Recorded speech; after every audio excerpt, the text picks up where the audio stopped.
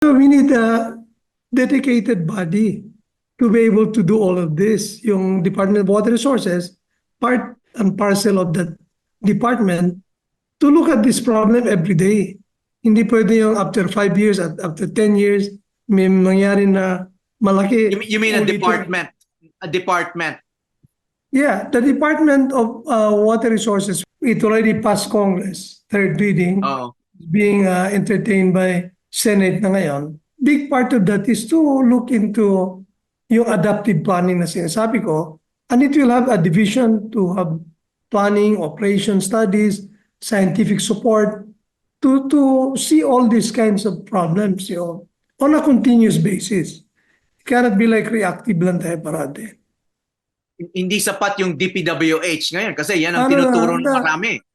The DPWH, if you look at the flood control na ginagawa nila, first of all, along national na mga waterways, highways, they don't really look at the local flooding. These are LGU issue.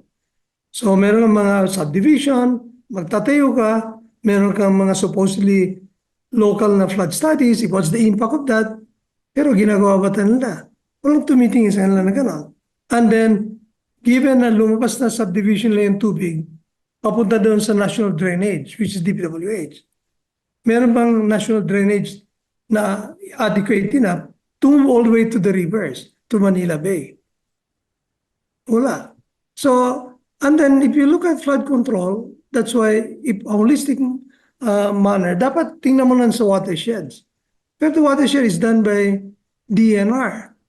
Are they really looking at flood control?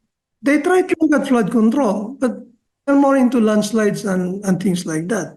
Hindi talaga yung flood disasters. So walang coordination. So during the Senate hearing, they were talking about coordination, collaboration. But without the digital twin I'm talking about, because flooding is a wicked problem, it's a large-scale, complex, uncertain, unpredictable, non-linear, and so on. Kailangan ng vehicle to be able to see this. You run simulation, then visualize. Ano mangyari kung gawin na ito? Gawin natin yan. What happens in time, in space, for a prolonged storm as opposed to a sudden onset storm? Change in land use, change in mga behavior, garbage, and so on.